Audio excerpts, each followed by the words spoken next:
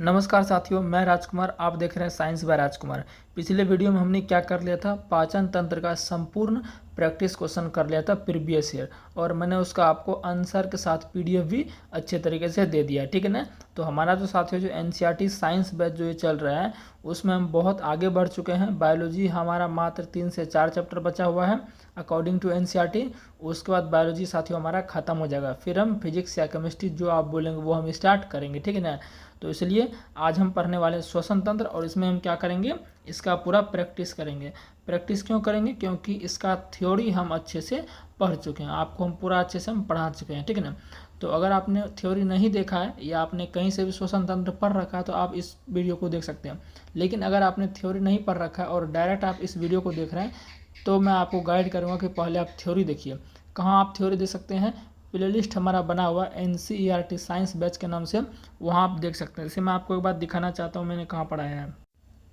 जैसे देखिए ये आपको दिख रहा होगा, इसमें मैंने आपको पूरा एनसीईआरटी साइंस बैच जो हमारा लेक्चर नंबर 4 था उसमें मैंने साथियों आपको ये पढ़ाया था श्वसन तंत्र, एक ही वीडियो में पूरा डिटेल पढ़ाया था, ठीक है ना। तो ये थ्योरी वाला पार्ट है, तो थ्योरी वाला पार्ट देख लीजिए, उसके बाद आप ये देखिए। अगर आप पढ़े हैं तो कोई दिक्कत नहीं, ठीक है ना।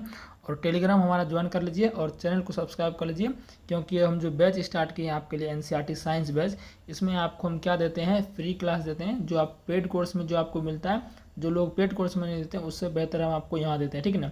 तो साइंस सब्जेक्ट के लिए बिल्कुल आपको टेंशन नहीं लेना है अगर आप ग्रुप डी और एनटीपीसी की तैयारी कर रहे हैं, ठीक है ना। पूरा साइंस का जिम्मेवारी मैं आपका लेता हूँ। एग्जाम से पहले पूरा साइंस मैं आपका कंप्लीट कराऊंगा। बस आपको चैनल को सब्सक्राइब करना, वीडियो को लाइक, और जब क्लास खत्म हो जाए तो प्यारा सा कमेंट कर देना, ठीक है ना। तो खैर चलिए आज का हम सेशन स्टार्ट करते हैं, ज़्यादा लेट नहीं करेंगे। और एक बात, आप लोग जब क्लास देख रहे हैं तो कॉपी पेन लेकर बैठे, क्योंकि जो चीज़ें मैं थ्योरी में करना एक आध दो पॉइंट भूल जाता हूँ उसको मैं जो क्वेश्चन प्रैक्टिस करवाता हूँ इसमें मैं उसका आपको अच्छे से बता देता हूँ। इसलिए आप जो है कॉपी पेन लेके बैठे, जो एक्स्ट्रा पॉइंट मैं आपको बोलूँगा वो आपको लिखते जाना है, समझ गए ना। तो चलिए समझ गए होंगे, आप समझदार हैं। तो पहला नंबर क्वेश्चन देखते हैं। ये जितना भी क्वेश्चन है ना सारा ये ग्रुप डी का पूछा गया प्रश्न है। Group D, NTPC, RRB, JE सभी का ये पूछा गया प्रश्न है, ठीक है ना। इसे हम नहीं करा रहे हैं आपको, प्रीवियस ईयर करने से ही हमारा मजबूत होता है, समझ गए ना। तो क्वेश्चन हमारा है, फेफड़ों में कुपिकाओं जिसको एल्वियोली भी कहते हैं, इस कुपिका को वायु कुपिका, कोष्ठिका सब एक नाम है। फेफड़ों में जो कुपिकाओं के होने का क्या कारण है? मतलब हमने आपको बोला था कि हमारे फेफड़े में क्या होती है, गुब्बारे जैसी संरचना होती है जिसे हम वायु कुपिका या वायु कोष्ठिका या सिंपल कुपिका कहते हैं, जो कि क्या करती साथियों, वहीं पर ऑक्सीजन जमा होता है। तो क्या क्या कारण है? तो फेफड़ों को यांत्रिक सहारा प्रदान करना नहीं, फेफड़ों के लिए पंपिंग क्रिया प्रदान करना नहीं, पृष्ठ क्षेत्रफल में वृद्धि करना, फेफड़ों के आयतन में वृद्धि करना। तो साथियों मैं आपको बता देना चाहता हूँ कि जो आपका फेफड़ों में जो वायु कुपिका होता है ना, ये क्या करता है, पृष्ठीय क्षेत्रफल में वृद्धि करता है, ताकि साथियों ज़्यादा से ज़्यादा ऑक्सीजन वहाँ पर जमा हो सके, ताकि सभी कोशिकाओं तक वो ऑक्सीजन, उस ऑक्सीजन को रक्त पहुँचा सके, ठीक है ना। तो यहाँ पर ये क्या करता है, पृष्ठीय क्षेत्रफल बढ़ाने में मदद करता है। कौन? O2, समझ गए ना। तो ऑप्शन नंबर सी हो जाएगा। समझ गए ना बात को, जो थ्योरी पढ़े हैं उसको अच्छे से समझ में आ रहा होगा, ठीक है ना। अनॉक्सी श्वसन के दिए गए चरण को पूर्ण कीजिए, glucose dash carbon dioxide plus ऊर्जा। ये आपका देख सकते हैं कैसा प्रश्न पूछा गया आपके। कह रहा है कि अनॉक्सी श्वसन, मैंने साथियों आपको 2 प्रकार का श्वसन पढ़ाया था, एक अनॉक्सी श्वसन, एक ऑक्सी श्वसन। अनॉक्सी श्वसन क्या होता है, जो श्वसन ऑक्सीजन की अनुपस्थिति में होती हो उसे अनॉक्सी श्वसन कहते हैं, है ना। तो यहाँ पर कह रहा है कि रिएक्शन को आप पूर्ण कीजिए, रिएक्शन को फुलफिल कीजिए। तो जो हमारा अनॉक्सी श्वसन है इसको एनारोबिक रिएक्शन कहते हैं, एनारोबिक रेस्पिरेशन कहते हैं। तो देखिए पूर्ण कीजिए, ग्लूकोज यहाँ पर बना क्या है साथियों, कार्बन डाइऑक्साइड प्लस में ऊर्जा बना है। तो क्या होगा साथियों, यहाँ पर देखिए आपका जब ग्लूकोज साथियों है, ग्लूकोज से ही बनेगा हमारा, ग्लूकोज से देखिए यहाँ पर तीर का निशान दिया गया है ना, ग्लूकोज से इधर क्या बनेगा, तो यहाँ पर साथियों एथेनॉल बनेगा। क्यों मैं बोल रहा हूँ ऐसा एथेनॉल बनेगा, और क्यों नहीं, लैक्टिक एसिड भी तो बन सकता है। तो साथियों लैक्टिक एसिड भी बनता है, जो आपका ग्लूकोज को जब ऑक्सीजन की अनुपस्थिति में तोड़ा जाता है तो आपका साथियों विभिन्न प्रकार के पदार्थ बनते हैं। जैसे मांसपेशियों में, अगर जैसे हमारी मांसपेशियाँ होती है तो हमारी मांसपेशियों में साथियों क्या होती है कि अनॉक्सी श्वसन होती है, बिना ऑक्सीजन के साथियों उसमें ग्लूकोज का विखंडन होता है। तो वहाँ पर साथियों लैक्टिक एसिड बनता है प्लस में ऊर्जा बनता है। लेकिन यहाँ पर साथियों अगर यीस्ट में, यहाँ पर साथियों अगर यीस्ट का बात हो रहा है, किसका बात हो रहा है, यीस्ट का। इसमें हालांकि ये बोला नहीं है, लेकिन मैंने आपको पूरा थ्योरी में पढ़ाया है ना। यीस्ट में सब जब साथियों आपका ग्लूकोज का ऑक्सीजन में जब ग्लूकोज का ऑक्सीकरण होगा, विखंडन होगा, तो क्या बनेगा, एथेनॉल बनता है, प्लस में आपका कार्बन डाइऑक्साइड, प्लस में ऊर्जा बनता है। मैंने आपको पूरा रिएक्शन कराया था। तो कार्बन डाइऑक्साइड खुद दिया है, ऊर्जा खुद दिया है, तो बचा खुचा कौन है, एथेनॉल यहाँ पर आएगा। ऑप्शन बी करेक्ट हो जाएगा, ठीक है ना। चलिए लाइक अब आप लोग करते जाइएगा, ठीक है ना। चलिए, विश्रामावस्था में एक वयस्क मनुष्य 1 मिनट में औसतन कितनी बार सांस लेता है और छोड़ता है। यानी कि कहने का मतलब है कि विश्रामावस्था, देखिए जो जो इंपॉर्टेंट पॉइंट बोलेंगे उसको लिखना है। विश्रामावस्था का मतलब क्या है, रेस्ट है। जब हम एकदम कहीं नहीं, एकदम कुर्सी पर बैठे रहते हैं या पढ़ रहे होते हैं, तो हम 1 मिनट में कितनी बार सांस लेते हैं, तो ध्यान दीजिएगा 12 से 18 बार। कितना बार, 12 से 18 बार सांस लेते हैं, ठीक है ना। तो 12 से 18 बार सांस लेते हैं साथियों। तो यहाँ पर 12 से 18 बार कहीं भी नहीं दिया गया, कहीं दिया गया नहीं दिया गया, लेकिन अंतिम 18 है, तो अंतिम 18 हमको एक ही दिख रहा है, 15 से 18। तो 15 से 18 हमारा क्या होगा, करेक्ट आंसर हो जाएगा। लेकिन आपको ध्यान रखना है 12 से 18, कभी कभी ऑप्शन में 12 से 18 आपको दे देगा, ज़्यादातर 12 से 18 देता है, लेकिन कभी कभी क्या है, स्टूडेंट को फंसाने के लिए वो कुछ से कुछ देता है। बस आपको देखिए 18 से ज़्यादा जाता ना, जैसे देखिए ये 18 से ज़्यादा है, ये 18 से ज़्यादा है, ये दोनों तो कभी भी नहीं होगा। और यहाँ देखिए 12 से 15 है, तो ये भी कभी नहीं होगा। 18 कम से कम होना चाहिए, 18 मैक्सिमम होना चाहिए, तो 18 मैक्सिमम इसी में, ठीक है ना। तो 15 से 18 करेक्ट हो जाएगा। अच्छा, ये तो विश्रामावस्था में अगर पूछ दे कि इसे मान लीजिए हम व्यायाम वगैरह कर रहे हैं, एक्सरसाइज वगैरह कर रहे हैं, तो उसमें थोड़ा सा हाँफते हैं, हम हाँफते हैं कि नहीं, जल्दी जल्दी सांस लेते हैं। तो साथियों जब हम विश्रामावस्था की बात करें साथियों, तो विश्रामावस्था में तो 12 से 18 बार हो गया। लेकिन जब हम व्यायाम कर रहे हैं, एक्सरसाइज कर रहे हैं, तो उस समय हम साथियों 1 मिनट में 20 से 25 बार सांस लेते हैं। क्या करते हैं, 20 से 25 बार सांस लेते हैं और छोड़ते हैं, ठीक है ना। देखो ये पॉइंट हम बोले, इस पॉइंट को लिख लेना। क्या पता विश्रामावस्था वाला प्रश्न ना आए, आपका व्यायाम करने वाला प्रश्न आ जाए, तो आप छूट जाएगा ना उसमें प्रश्न। इसलिए कह रहा हूँ कि जो एक्स्ट्रा बातें बोलता हूँ उसको लिख लिया करो कॉपी में, ठीक है ना। क्योंकि ये चीज़ें पीडीएफ में मैं लिखा नहीं, पीडीएफ में आपको ये इंक्लूड नहीं मिलेगा, ठीक है ना, क्योंकि मैं यहाँ पर हटा देता हूँ, इसलिए लिखने से आपको फायदा है, समझ गए ना। चलिए, पहले चरण के आरंभ में ऑक्सीश्वसन के दौरान उत्पन्न उभयनिष्ठ उत्पाद निम्न में से कौन सा है। देखिए आपको बताया था मैंने कि जो ऑक्सीश्वसन होता है, 2 प्रकार के श्वसन होते हैं, एक ऑक्सीश्वसन, एक अनऑक्सीश्वसन। ऑक्सीश्वसन का मतलब क्या हुआ, जो ऑक्सीजन की उपस्थिति में संपन्न हो उसे ऑक्सीश्वसन, और जो ऑक्सीजन की अनुपस्थिति में संपन्न हो वो अनऑक्सीश्वसन। तो ऑक्सीश्वसन साथियों 2 प्रक्रिया में संपूर्ण होता है, 2 प्रक्रिया में पूरा होता है। पहला जो चरण होता है वो कहाँ होता है, वो होता है साथियों आपका साइटोप्लाज्म में। कहाँ होता है, साइटोप्लाज्म। साइटोप्लाज्म मतलब कोशिका द्रव। और दूसरा प्रोसेस कंप्लीट होता है हमारा माइटोकॉन्ड्रिया में। कहाँ होता है, माइटोकॉन्ड्रिया में कंप्लीट होता है। ये आपका ऑक्सीश्वसन का बात हो गया। अगर अनऑक्सीश्वसन का बात बोले तो वो एक ही चरण में कंप्लीट हो जाता है, वो साइटोप्लाज्म में ही कंप्लीट हो जाता है। लेकिन ये ऑक्सीश्वसन का बात कर रहे हैं।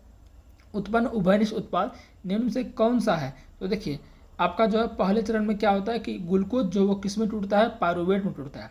ग्लूकोज जो किस में टूटता है, पायरुवेट में टूटता है, और इसमें कोई ऑक्सीजन की जरूरत नहीं होती है, इस बात को ध्यान रखना है। जो पहला चरण होता है ग्लूकोज का पायरुवेट में टूटना, इसमें कोई ऑक्सीजन वगैरह की जरूरत इसमें कुछ नहीं होती, ठीक है ना। ये आपका कॉमन पार्ट है ऑक्सी और अनऑक्सी दोनों के लिए। तो पहला ही चरण में पूछ रहा तो पायरुवेट करेक्ट हो जाएगा, ठीक है ना। यौनारंभ के दौरान आवाज़ बदल जाती है, ऐसा क्यों होता है। जो यौनारंभ होता है, यौनारंभ समझते हैं ना, पोवर्टी, जब हम लोग जवान होते जाते हैं उसको यौनारंभ कहते हैं। यौनारंभ के दौरान आप देखते होंगे, जनन चैप्टर में आपको अच्छे से पढ़ाएंगे, जब जनन चैप्टर स्टार्ट होगा ना बायोलॉजी का, उसमें डिटेल में पढ़ाएंगे आपको। यौनारंभ क्या होता है, आपकी मूछें आ जाना, लड़कों में मूछें आ जाना, आवाज़ भारी होना, है ना, बालों का कलर चेंज होना, है ना, ये सब आपका यौनारंभ का लक्षण दिखाता है ना। शरीर के आकार में वृद्धि होना, ये सब आपका दिखाता है यौनारंभ का लक्षण। तो यौनारंभ के दौरान आवाज़ बदल जाती है, क्यों। जैसे हम लोग लड़के हैं तो हम लोग का आवाज़ क्या होता जाता है, जैसे जैसे हमारा उम्र बढ़ता जाता है आवाज़ भारी होता जाता है, लेकिन लड़कियों की आवाज़ पतली होती है। क्यों, रीज़न है, रीज़न इसका ये साथियों कि हम लोग का जो वॉइस बॉक्स होता है ना, जिसको लैरिंग्स कहते हैं, मैंने पूरा आपको लैरिंग्स फेरिंग्स पूरा पढ़ाया था। लैरिंग्स को क्या कहते हैं, इसको एडम एप्पल भी कहते हैं।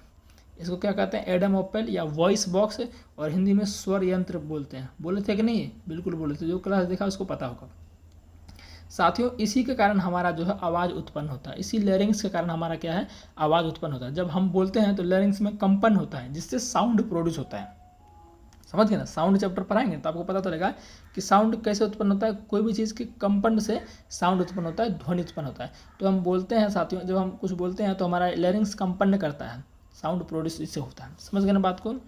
तो यहाँ पूछ कर रहा है स्वर यंत्र के विकास के कारण, तो आंसर यहाँ पर क्या हो जाएगा, स्वर यंत्र का विकास के कारण लैरिंग्स हमारा क्या है, बड़ा हो, यानी आवाज़ हमारा चेंज होने लगता है। समझ गए ना स्वयं। अच्छा, आवाज़ भारी क्यों होता है, मैंने आपको बताया था क्योंकि लड़कों का आवाज़ भारी होता है क्योंकि उसका तारत्व कम होता है। लड़कों का तारत्व क्या होता है, कम होता है। इस पॉइंट को लिख लो। हालांकि उसमें बोले थे लड़कों का तारत्व कम होने के कारण उसका आवाज़ भारी होता है, और लड़कियों की तारत्व ज़्यादा होने के कारण उसकी आवाज़ पतली होती है। समझ गए बात को। जैसे मच्छर की आवाज़ कितना पतला होता है, बिन बिन बिन बिन, बहुत पतला होता है ना, तो मच्छर का तारत्व ज़्यादा होता है।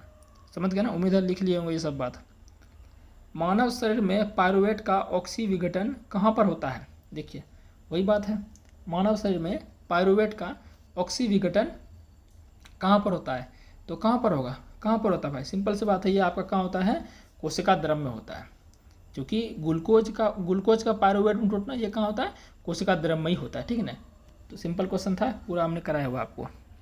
ऑक्सी श्वसन के लिए डैश की उपस्थिति की आवश्यकता होती है, यानी कि ऑक्सी श्वसन के लिए किसकी, सिंपल सी बात है सर, कितना बार बोले हैं, ऑक्सीजन। बिना ऑक्सीजन के ऑक्सी श्वसन संभव ही नहीं है। माइटोकॉन्ड्रिया में ऑक्सीजन की मदद से पायरुवेट के विघटन में माइटोकॉन्ड्रिया में ऑक्सीजन की मदद से पायरुवेट के विघटन के दौरान कार्बन डाइऑक्साइड कितने अणु बनते हैं, तो साथियों इसको ध्यान रखना, 3 अणु बनते हैं। ये क्वेश्चन थोड़ा सा आपका कह सकते हैं थोड़ा सा दमदार क्वेश्चन है, यह सब आपका कोई क्या है, थोड़ा सा दमदार क्वेश्चन है। जब साथियों पायरुवेट जो आपका होता है, जब माइटोकॉन्ड्रिया वो टूटता है फाइनली, उसमें कार्बन डाइऑक्साइड के 3 अणु बनते हैं। कितने बनते हैं, 3 अणु बनते हैं। ठीक है, इस बात को आपको डायरेक्ट याद रख लेना है। मनुष्यों में अंतः श्वसन के थोड़ा सा आपको धुंधला दिख रहा होगा ना, कोई बात नहीं, मैनेज कर लीजिए, मैं बोल रहा हूँ क्योंकि अब हमारे पास पीडीएफ बनाने का समय रहता नहीं, तो हम लिख लेते हैं। समझ गए ना साथियों। तो आप लोग कॉपरेट जरूर करें हमारे साथ, चीज़ें आपको ऑथेंटिक मिली जाएगी। ठीक है ना। मनुष्य में अंतः श्वसन के संबंध में नीचे दिए गए सभी कथनों में से केवल एक के अलावा अन्य सभी सही है, गलत कथन की पहचान करें। मतलब अंतः श्वसन का मतलब पता है क्या हुआ, अंतः मतलब अंदर, श्वसन मतलब तो जानवे करते हैं गैसों का आदान प्रदान ऊर्जा के लिए, तो अंदर की बात हो रहा है यहाँ पर, अंतः श्वसन की बात हो रहा है साथियों। जब अंतः श्वसन यानी कि जब सांस अंदर लेते हैं, ऑक्सीजन को अंदर लेते हैं, तो क्या होगी, मैंने आपको बताया था कि जब हम अंदर साथियों लेते हैं तो पसलियाँ साथियों क्या होती है, पसलियाँ साथियों आपको क्या होती है, अंदर की ओर नहीं धंसती है, बल्कि वो क्या होती है, बाहर की ओर। अंदर की ओर नहीं धंसती बल्कि बाहर की ओर। तो ये तो अंदर की ओर बोल रहे हैं, ये क्या बोल रहा है, अंदर की ओर। तो अंदर थोड़ा होगा, जब मान चलिए हम ऑक्सीजन को अंदर ले रहे हैं तो फेफड़ा फैलेगा, ऑक्सीजन को अंदर ले रहे हैं तो फेफड़ा फैलेगा ना भाई। अब चूंकि फेफड़ा के ऊपर क्या होता है, पसली होती है, अब जब पसली अंदर जाएगा तो फेफड़ा तो और अंदर जाएगा। ये गलत कह रहे हैं, ये क्या कह रहे हैं, गलत कह रहे हैं। तो ऑप्शन ए हमारा करेक्ट हो जाएगा। पसलियाँ ऊपर उठती है, बिल्कुल सही बात है, ऊपर उठते हैं, या हम बाहर बोल देते हैं, एक ही बात है, ऊपर उठती है बाहर उठती है, यहाँ पर लैंग्वेज का मतलब कहने का मतलब सेम है। और डायफ्राम क्या होता है, सपाट हो जाता है, क्या होता है, सपाट हो जाता है। मैंने आपको पूरा एनसीईआरटी का लाइन बताया था। वक्ष गुहा बड़ी हो जाती है, वक्ष गुहा ही मैंने आपको बताया था, वक्ष गुहा क्या होता है, फेफड़ों द्वारा वायु को अंतर्ग्रहण होता है। ठीक है ना। तो ये सारे पॉइंट आपको क्या है, सही है, बाकी एक नंबर क्या है, गलत है, क्योंकि अगर अंदर धसेगी तो हम ऑक्सीजन ले ही नहीं पाएंगे अंदर, सिंपल सी बात है। एक मिनट, नेक्स्ट क्वेश्चन है, जब हम सामान्य श्वसन के दौरान उच्छ्वसन करते हैं तो क्या होता है। सबसे पहले समझिए कि उच्छ्वसन क्या होता है। ये सब वर्ड देखिए, लिख लीजिए इसको, वर्ड को, उच्छ्वसन। वही बात है ना, मैंने आपको बोला था ना, जो वर्ड छूट जाता है ना आपका थ्योरी में जब पढ़ाते हैं, जो टॉपिक थोड़ा थोड़ा छूट जाता है, तो उसको हम प्रैक्टिस के माध्यम से पूरा कर लेते हैं। एक भी चीज़ को छोड़ना नहीं है भाई, समझ गए ना, पूरा नस्तो नाबूद करके इसको दम लेंगे, इतना समझिए। साइंस को गर्दा साइंस में उड़ाना है तो उड़ाना है, जो भी हमसे जुड़ा है साइंस में उसका गर्दा जरूर होगा। ठीक है ना। तो उच्छ्वसन का मतलब क्या हुआ, कुछ भी नहीं है, हम जो बाहर जो CO2 को निकाल रहे हैं ना, वही आपका क्या है, उच्छ्वसन प्रक्रिया कहलाता है। समझ गए ना। और अंदर जो ले रहे हैं वो अंतःश्वसन, जो अंदर जो ले रहे हैं, जो ऑक्सीजन को अंदर ले रहे हैं, जो भी हवा हम अंदर ले रहे हैं, बात को सुनिएगा, जो भी हवा को हम अंदर ले लें, अगर उसमें ऑक्सीजन है तो वो आपका अंतःश्वसन हो गया। और जो भी हवा हम बाहर कर रहे हैं उसमें CO2 है तो वो आपका क्या हो गया, उच्छ्वसन हो गया। बात क्लियर हुआ। तो उच्छ्वसन करते हैं तो क्या होता है, फेफड़े सिकुड़ जाते हैं, डायफ्राम चपटा हो जाता है, शरीर में कार्बन डाइऑक्साइड पूर्णतः निकल जाती है, फेफड़ों में हवा की एक अवशिष्ट मात्रा बनी रहती है। देखिए डी नंबर यहाँ पर करेक्ट कर रहा है। अब बोलेंगे सर कैसे, फेफड़ों में हवा की एक अवशिष्ट मात्रा बनी रहती है, उच्च श्वसन का मतलब मैंने आपको क्या बोला कि कार्बन डाइऑक्साइड को बाहर निकालना, कार्बन डाइऑक्साइड को बाहर निकालना उच्च श्वसन कहलाता है।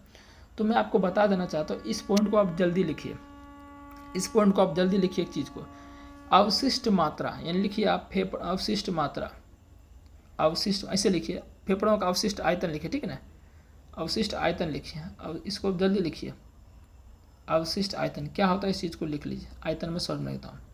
देखिए साथ, अवशिष्ट आयतन आपका क्या होता है कि जब भी हम पूरा दम लगा के CO2 बाहर निकालते हैं तो फिर भी साथियों हमारा क्या है, फिर भी हमारा क्या साथियों, कुछ ना कुछ ऑक्सीजन फेफड़ों में रहती है, कुछ ना कुछ फेफड़ों में ऑक्सीजन रहती है। वही जो एक्स्ट्रा जो ऑक्सीजन बच रहा है ना, उसी को हम कहते हैं अवशिष्ट आयतन। क्या कहते हैं? अवशिष्ट आयतन। और इसको साथियों रेसिडुअल वॉल्यूम कहते हैं, शॉर्ट में आप इसको आरवी बोल सकते हैं, रेसिडुअल वॉल्यूम, अवशिष्ट आयतन। क्या हुआ अवशिष्ट आयतन? एक बार फिर से बोल देते हैं, अवशिष्ट आयतन अवशिष्ट मात्रा एक ही बात हुआ यहाँ पर। क्या हुआ? जब भी हम निःश्वसन मतलब हो गया आपका कि कार्बन डाइऑक्साइड को बाहर निकाल रहे, या आप उच्छ्वसन बोलिए, एक ही बात है। जब भी हम कार्बन डाइऑक्साइड को पूरे दम के साथ बाहर निकाल रहे होते हैं तो फिर भी साथियों कुछ हमारी क्या है, ऑक्सीजन हमारी क्या साथियों बची रह जाती है, कहाँ पर? फेफड़ों में। तो इसी मात्रा को क्या कहते हैं हम? अवशिष्ट मात्रा कहते हैं फेफड़ों की। बात क्लियर हो गया? बिल्कुल क्लियर हो गया। तो ये हमारा क्या साथियों है, तो वही कह रहा है कि उच्छ्वसन के दौरान क्या होता है, सिंपल सी बात, उच्छ्वसन क्या होगा, फेफड़ों में हवा की एक अवशिष्ट मात्रा बनी रहती है। हम ऑक्सीजन नहीं बोलेंगे यहाँ पर, हवा बोलेंगे, ठीक है, हवा बोलना ज़्यादा बेटर रहेगा, ठीक है ना। चलिए, तो अवशिष्ट मात्रा ये आप पॉइंट आप अच्छे से समझ गए होंगे, ठीक है। वायु श्वसन के संबंध में निम्नलिखित में कौन सा कथन सही है? देखिए कितना हल्का क्वेश्चन है। वायु श्वसन के बारे में, अवायु श्वसन की तुलना में वायु श्वसन कम ऊर्जा मुक्त करता है, गलत बात है। वायु श्वसन ज़्यादा नहीं करता है मुक्त, क्योंकि उसमें 36 ATP मिलता है और अवायु में 2 ATP मिलता है। तो देखिए यहाँ पर बोल कुछ उल्टा ही रहा है। वायु श्वसन की प्रक्रिया में केवल कार्बन डाइऑक्साइड मुक्त होती है, केवल कार्बन डाइऑक्साइड मुक्त होती है। भाई ऊर्जा और जल कहाँ गया? तो ये भी गलत बोल रहे हैं। फिर देखते हैं, माइटोकॉन्ड्रिया में पायरुवेट के एक अणु के विखंडन के फलस्वरूप कार्बन डाइऑक्साइड के 3 अणु बनते हैं, जो कि मैंने आपको पहले ही बोला था। तो ये बिल्कुल सही है, ठीक है ना। चलिए, मानव शरीर में अनॉक्सी श्वसन कहाँ हो सकता है? अनॉक्सी श्वसन कहाँ हो सकता है? सबसे पहले नंबर बात, अनॉक्सी श्वसन को देखने से आपके मन में ये चक्रव्यूह चलना चाहिए कि मतलब अनॉक्सी श्वसन मतलब बिना ऑक्सीजन का श्वसन। समझ गए ना बात को?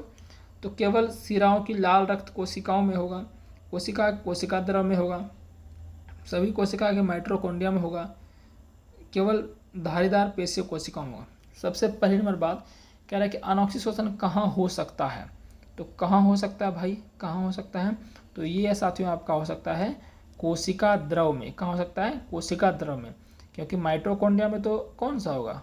ऑक्सी श्वसन होगा। तो यहाँ पर साथियों केवल कोशिका द्रव में आपका क्या हो सकता है? अनॉक्सी श्वसन हो सकता है। मैंने आपको पहले ही बताया, अनॉक्सी श्वसन का जो है एक एक चरण में पूर्ण हो जाता है। एक कोशिका द्रव में ही ये क्या होता है, पूर्ण रूप से संपन्न इसका क्रिया पूरा हो जाता है। समझ गए ना? चलिए, और अगर ऑक्सी पूछेगा तो उनका पूरा प्रोसेस जो है माइटोकॉन्ड्रिया में जाके संपूर्ण होता है, ठीक है। चलिए, मांसपेशियों में ग्लूकोज के अनॉक्सी श्वसन डैश द्वारा बनता है। अब मांसपेशी में बात करता हूँ, मांसपेशी में कौन सा श्वसन होता है? तो सबसे पहले बात अनॉक्सी श्वसन होता है। यीस्ट में कौन सा श्वसन होता है? अनॉक्सी श्वसन होता है। पहले ही आपको हम पढ़ा दिए थ्योरी में, ठीक है ना। तो कह रहा है कि ग्लूकोज के अनॉक्सी श्वसन, अब जब मांसपेशियों में ग्लूकोज का विखंडन होगा, किसकी उपस्थिति में? ऑक्सीजन की अनुपस्थिति में, उपस्थिति नहीं, हम मुँह से बोला जा रहा है भाई, तो इस बात को समझो जरा। मांसपेशियों में ग्लूकोज का जो विखंडन होगा किस चीज़ में? ऑक्सीजन की अनुपस्थिति, यानी कि बिना ऑक्सीजन का ग्लूकोज टूटेगा यहाँ पर मांसपेशियों में, हमारे मांसपेशियों में।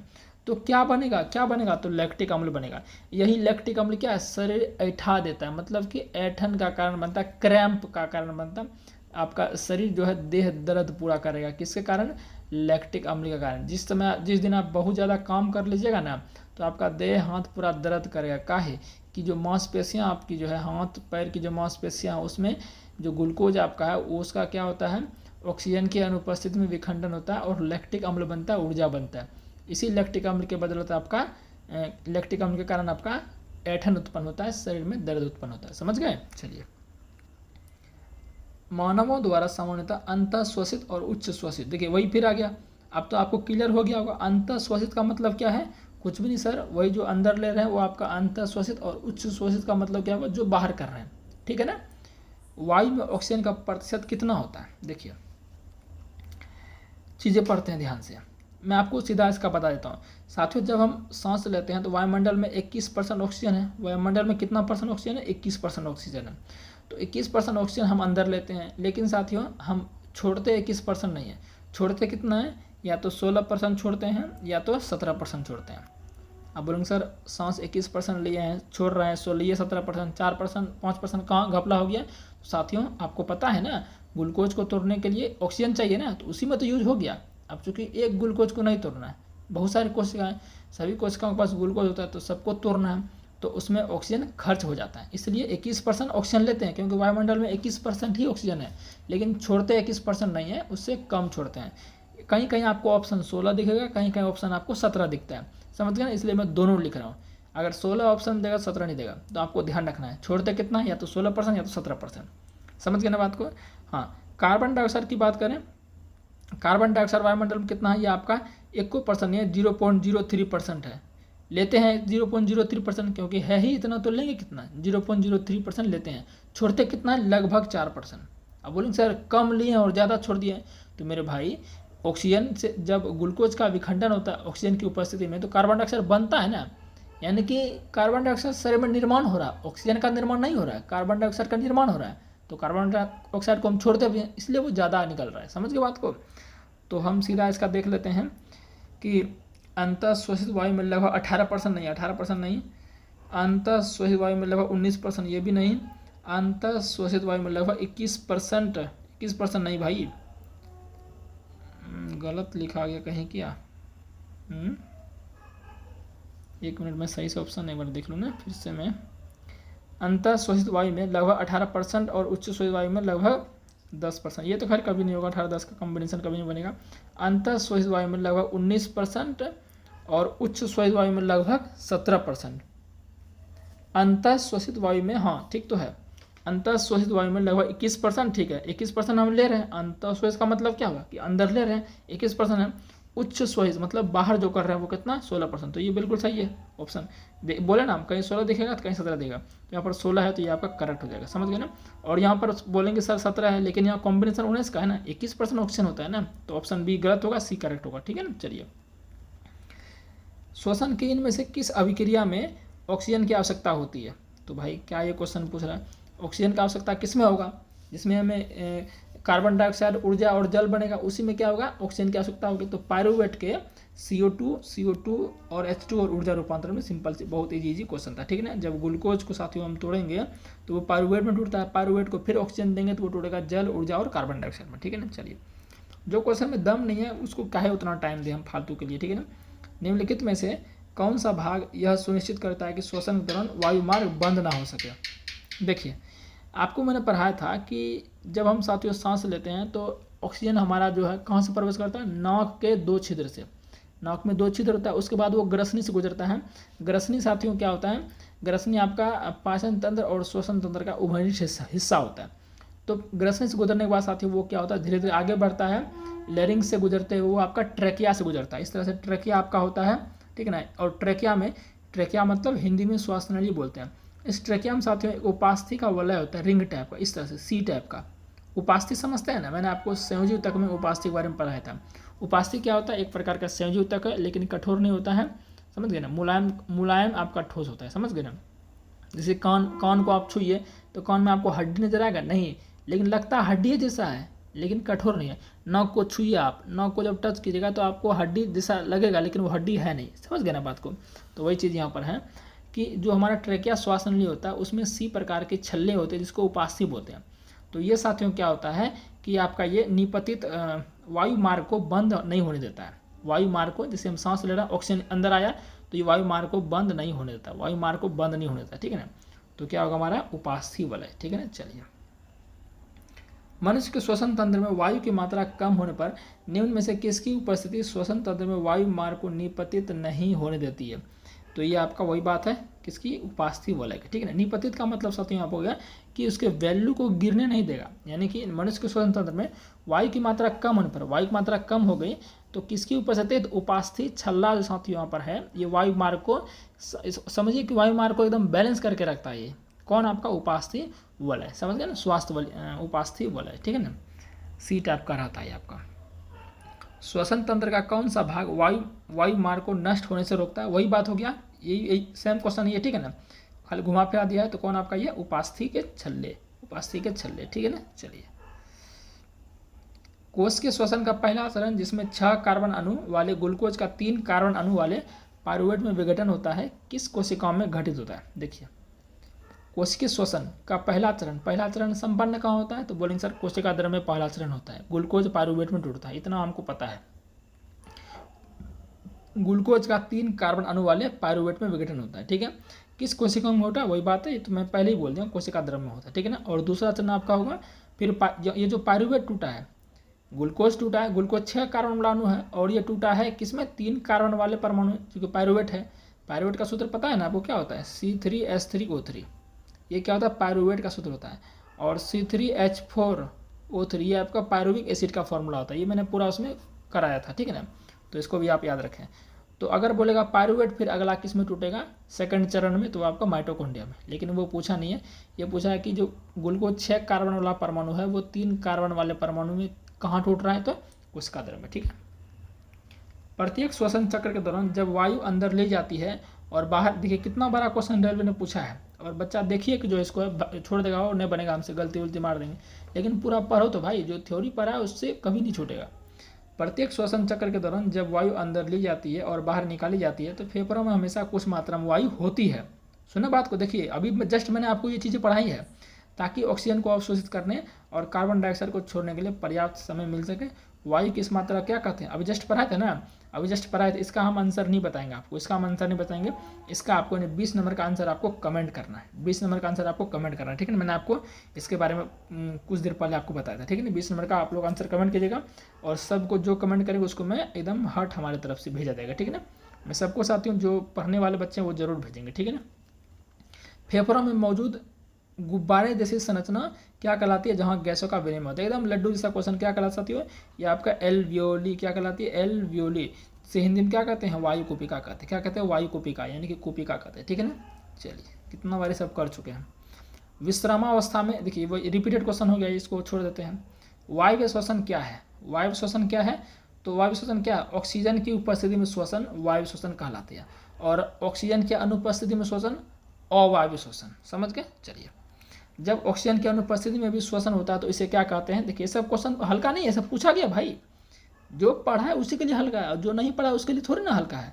ऑक्सीजन की अनुपस्थिति, उपस्थिति बोले तो वायवीय, अनुपस्थिति बोले तो अवायवीय, ठीक है ना। चलिए, वायु कोश का क्या कार्य है? वही बात है, एल्वियोली का काम पूछ रहा है। पहले ही आपको बता दिए कि एल्वियोली साथियों आपका होता है, जैसे हम ऑक्सीजन अंदर लिए, ट्रेकिया के माध्यम से अंदर आया, ब्रोंकाइटिस ब्रोंकाई के माध्यम से अंदर आया, तो ब्रोंकाइस के माध्यम जो अंदर जो साथियों आया, तो हम बहुत सारे 21% ऑक्सीजन को ले रहे हैं, बार बार सांस ले रहे हैं, बार बार अंत शोषण कर रहे हैं, बार बार ऑक्सीजन आ रहा है। तो अगर फेफड़ा का आयतन बड़ा नहीं होगा, फेफड़ा का क्षेत्रफल बढ़ेगा नहीं, तो ऑक्सीजन कैसे जमा वहाँ पर हो पाएगा? नहीं जमा हो पाएगा ना। तो ये एल्वियोली क्या करती है साथियों? सतह प्रदान करती है, किसको? फेफड़ा को, ताकि ऑक्सीजन वहाँ पर अच्छे से जमा हो सके। तो फेफड़ा क्या करती है? तो वायु कुपिका क्या करती है? जिसे वायु कुपिका बोलिए, एल्वियोली बोलिए, वायु कोष्ठिका बोलिए, एक ही बात है। ये सतह प्रदान करते हैं फेफड़ा को, क्षेत्रफल बढ़ाती है फेफड़ा को, ताकि ऑक्सीजन वहाँ जमा हो सके। समझ गए ना बात को? तो क्या होगा यहाँ पर देख लीजिए, एक मिनट। भोजन के अवशोषण में सहायता करना नहीं, रक्त को शुद्ध करना नहीं, भोजन को पचाने में मदद करना नहीं, गैसों का आदान प्रदान वाले स्थान पर एक सतह प्रदान करना। समझ गए ना? ये हमारा वायु कोश एल्वियोली का कार्य होता है, या कुपिका का कार्य होता है, ठीक है। पेशी कोशिका में ऑक्सीजन की कमी होने पर पाइरूवेट विभाजित होकर डैश में बदलता है। सिंपल सी बात है, लैक्टिक एसिड और लैक्टिक एसिड और ऊर्जा, ठीक तो है। लैक्टिक एसिड और ऊर्जा बोले थे कि मांसपेशियों में जब आपका जो है ऑक्सीजन की कमी हो जाएगी, मतलब ऑक्सीजन की अनुपस्थिति हो जाएगी, तो आपका लैक्टिक एसिड और ऊर्जा बनता है, और वही लैक्टिक एसिड आपका शरीर में दर्द का कारण बनता है, ठीक है। पहले ही बोल दिए थे। वायु शोषण कब होता है? वायु शोषण कब होता है? तो देखते हैं क्या बोल रही है। कोशिका में ऊर्जा के उत्सर्जन के साथ भोजन का विघटन दौरान, ऑक्सीजन का उपयोग किए बिना भोजन का विघटन के दौरान, थोड़ा तुम ऊपर आ जाओ, हाँ। ऑक्सीजन का उपयोग किए बिना ग्लूकोज का विघटन दौरान, ऑक्सीजन का उपयोग करके ग्लूकोज के विघटन दौरान, एकदम डी नंबर सही है। वायु शोषण कब होगा? जब साथियों ऑक्सीजन का यूज होगा, यानी कि ऑक्सीजन की उपस्थिति होगी और ग्लूकोज टूटेगा। तो वही बात साथियों, ऑक्सीजन का उपयोग करके ग्लूकोज का विघटन, यानी ग्लूकोज का विघटन मतलब ग्लूकोज टूटेगा, तो सिंपल बात सही है, ठीक है ना। चलिए, श्वसन प्रक्रिया में ग्लूकोज जैसे जटिल कार्बनिक यौगिक ऊर्जा प्राप्त करने के लिए डैश के रूप में टूट जाते हैं। कितना हलवा क्वेश्चन है भाई, एटीपी के रूप में टूट जाते हैं। किस में टूट जाते हैं, एटीपी के रूप में टूट जाते हैं, ठीक है ना। चलिए, ग्लूकोज के अणु डैश में टूटते हैं। ग्लूकोज के अणु किस में टूटते हैं, तो ये आपका टूटता है पायरुविक एसिड में। किस में टूटता है, पायरुविक एसिड में टूटता है, ठीक है ना। पायरुविक एसिड, और कहीं कहीं पायरुविक एसिड ऑप्शन नहीं देगा तो क्या देगा, पायरुवेट देगा। क्या देगा, पायरुवेट। तो वही बात है, पायरुविक एसिड और पायरुवेट कोई ज़्यादा अंतर नहीं है, बस एक हाइड्रोजन आयन का अंतर होता है। समझ गए ना बात को, सूत्र भी मैंने आपको बताया था। जीवाणुओं में श्वसन स्थल क्या, देखिए ये जो क्वेश्चन पूछा गया साथियों, ये ग्रुप डी में नहीं पूछा गया, ये आपका आरआरबी जेई में पूछा गया। ये आउट ऑफ एनसीईआरटी है, ये सब क्या साथियों, आउट ऑफ यानी एनसीईआरटी से भी बाहर पूछा गया। तो अगर एक आध दो क्वेश्चन आपके एग्जाम में आउट ऑफ एनसीईआरटी आ जाते हैं तो घबराइए नहीं। ऐसा नहीं कि सिर्फ आप ही उसको नहीं बनाएगा, बहुत लोग उसको नहीं बनाएगा, और उसका आपको नॉर्मलाइजेशन में फ़र्क दिखता है, समझ गए। तो घबराने की जरूरत नहीं, अगर एक दो क्वेश्चन बाहर ही दिख जाए एनसीईआरटी से तो आपको जो है घबराना उसको देखकर नहीं है, उसका इलाज रेलवे कर देता है नंबर भरा के, ठीक है ना। तो चिंता नहीं करना है। तो जीवाणुओं में जो श्वसन साधन होता है वो होता है मीसोसोम। क्या होता है, मीसोसोम के द्वारा होता है। मीसोसोम क्या, ये आपका कोशिका झिल्ली का है। जीवाणु में जो कोशिका झिल्ली होता है उसी का एक पार्ट होता है, समझ गए ना। तो आपको ध्यान रखना है, ठीक है ना। बाकी नहीं भी ध्यान रखेंगे कोई दिक्कत नहीं है। ये आया हुआ क्वेश्चन था, मैं सोचा करा देता हूँ। आरआरबी जेई में ये क्वेश्चन, ग्रुप डी में नहीं आया था, आरआरबी जेई में। आपको पता है कि आरआरबी ग्रुप डी से थोड़ा सा अच्छे लेवल का क्वेश्चन आता है आरआरबी जेई में, क्योंकि आरआरबी जेई थोड़ा सा बड़ा एग्जाम होता है। ग्रुप डी को देखते हो, ग्रुप डी से तो बड़ा ही होता है, समझ गए ना। ग्रुप डी से थोड़ा सा उसमें अच्छे प्रकार के साइंस पूछे जाते हैं आपके आरआरबी जेई में, ठीक है। चलिए, मनुष्य में पाए जाने वाला श्वसन पिगमेंट बने वर्णक। तो बोले थे ना कि आपका कौन होता है, हीमोग्लोबिन। साथियों आपका क्या है, श्वसन वर्णक होता है। हीमोग्लोबिन क्या होता है, आपका श्वसन वर्णक होता है, समझ गए ना बात को। जो आपका जैसे कि हम सांस लेते हैं, तो सांस लेते हैं ऑक्सीजन अंदर आया, तो ऑक्सीजन कहाँ जाके जमा हो जाता है, वही बात सर कितना बार बोल चुके हैं, वायु कोशिका में जाके जमा हो जाता है। अब फिर उस वायु कोशिका में से ऑक्सीजन को कौन लेकर सभी कोशिका के ग्लूकोज तक देगा, ये आपका हीमोग्लोबिन ही देगा। कौन देगा, हीमोग्लोबिन ही देगा। और वर्णक कहने का, पिगमेंट का मतलब वर्णक हुआ, मतलब वर्णक का मतलब किसी चीज़ को रंग प्रदान करना। वर्णक का मतलब किसी चीज़ को रंग प्रदान करना। तो भाई रक्त जो हमारा लाल होता है किसके कारण, हीमोग्लोबिन के कारण ही लाल होता है, इसलिए इसको श्वसन पिगमेंट बोल रहे हैं, समझ गए ना। श्वसन में भी हेल्प कर रही है। ऊर्जा उत्पादन के दौरान ग्लूकोज का पायरुवेट में विघटन कहाँ होता है, देखिए कितना लड्डू क्वेश्चन है। पायरुवेट का विघटन कहाँ होता है, तो ये आपका कोशिका द्रव में होता है। क्या होता है, एक मिनट अच्छे से क्वेश्चन पढ़ना है, क्वेश्चन ठीक से पढ़ते हैं भाई। ऊर्जा उत्पादन के दौरान ग्लूकोज का पायरुवेट में, यानी कि हाँ सही तो जा रहे थे, ग्लूकोज का पायरुवेट में विघटन टूटा है। तो ग्लूकोज का पायरुवेट टूटा है तो ये आपका कोशिका द्रव में टूटा है, ठीक है ना। अगर पूछता कि पायरुवेट का विघटन कहाँ हो रहा है ऊर्जा के लिए, तो आपका माइटोकॉन्ड्रिया होता है। इसलिए साथियों क्वेश्चन को अच्छे से पढ़ना है, ठीक है ना। तो यहाँ ग्लूकोज का पायरुवेट टूटना तो कोशिका द्रव में, ठीक है। चलिए, वायु की वह अधिकतम मात्रा जो अधिकतम अंतःश्वसन प्रभाव के बाद निष्कासित की जा सकती है कहलाती है। तो वही बात साथियों, आपका ये क्या कहलाएगा, ये भी आपका कहलाएगा आपका अवशिष्ट आयतन कहलाएगा, जो कि मैंने आपको बोल दिया था कि हम बहुत प्रेशर से क्या कर रहे हैं, सांस को बाहर निकाल रहे हैं, है ना। तो फिर भी साथियों हमारी क्या है, वायु कुछ न कुछ फेफड़ों में बच जाती है, उसको हम क्या कहते हैं, उसको साथियों हम कहते हैं रेसिडुअल वैल्यू या अवशिष्ट आयतन कहते हैं, ठीक है ना। और ये फ़ायदा है ना इसके लिए, जो आपका ऑक्सीजन अंदर लेते हैं उसको चिपकाती है अपने से, ठीक है ना। चलिए, हमारे फेफड़ों में डैश कोशिकाएं होती हैं। तो साथियों हमारे फेफड़ों में, ये सब डायरेक्ट याद रखने वाला क्वेश्चन है, हमारे फेफड़ों में 300 मिलियन कोशिका होती है। कितनी होती है, 300 मिलियन कोशिकाएं होती है। जैसे हमने आपको कल पाचन तंत्र वाले में बोला था कि हमारे जो जीव हैं उसके ऊपर कितनी स्वाद कलिकाएं होती है, लगभग 2000 से लेकर 8000 तक आपकी क्या होती है, स्वाद कलिकाएं होती है। तो कुछ क्वेश्चन ऐसे जो कि डायरेक्ट आपको स्टैटिक जीके की तरह याद रखने पड़ते हैं, ठीक है ना। निम्नलिखित में से छोड़े गए श्वास में डैश शामिल होता है। देखिए, निम्नलिखित में से छोड़े गए श्वास में, जो मतलब सांस छोड़ते हैं उसमें बेसिकली कार्बन डाइऑक्साइड शामिल होता है, क्योंकि कार्बन डाइऑक्साइड ही छोड़ते हैं। लेकिन ऑप्शन में कहीं कार्बन डाइऑक्साइड है ही नहीं, तो क्या मारेंगे सर, नाइट्रोजन मारेंगे। क्या मारेंगे, नाइट्रोजन। क्यों सर नाइट्रोजन मारेंगे, हाइड्रोजन तो कभी छोड़ेंगे नहीं हम, हाइड्रोजन तो छोड़ेंगे नहीं, जलवाष्प कभी छोड़ेंगे नहीं। हीलियम साथियों क्या होता है, ये भी हम सांस अंदर लेते हैं, हीलियम भी क्या करते हैं, अंदर लेते हैं, क्योंकि वायुमंडल में हीलियम मौजूद है, लेकिन बहुत ही कम मात्रा में मौजूद है। हीलियम का बहुत ही कम मात्रा में, अगर इसकी मात्रा देखें तो 0.001% होता है। तो क्या ही ये बिल्कुल नेग्लिजिबल है, कोई वैल्यू नहीं है इसका, इसलिए। लेकिन नाइट्रोजन आपका 78% होता है वायुमंडल में। तो वायुमंडल में जो भी चीज़ें हैं सब चीज़ को अंदर हम लेते हैं, समझ गए ना। वायुमंडल में जो भी चीज़ें हैं सब चीज़ को हम अंदर लेते हैं। तो हम छोड़ेंगे क्या यहाँ पर, nitrogen. Carbon dioxide answer carbon dioxide होता है, समझ गए। नारी की धड़कन पल्स रेट से डैश मापी जाती है। हालांकि ये हम कराते हैं आपको परिवहन तंत्र में, ठीक है ना, लेकिन कोई बात नहीं, इसका आंसर वैसे जो है बता दे कि छोड़ दे, चलो बता देते हैं ना, बता देते हैं। नारी समझते हैं ना, पल्स। नारी की धड़कन किससे मापी जाती है? तो ये मापी जाती है आपकी धमनी से।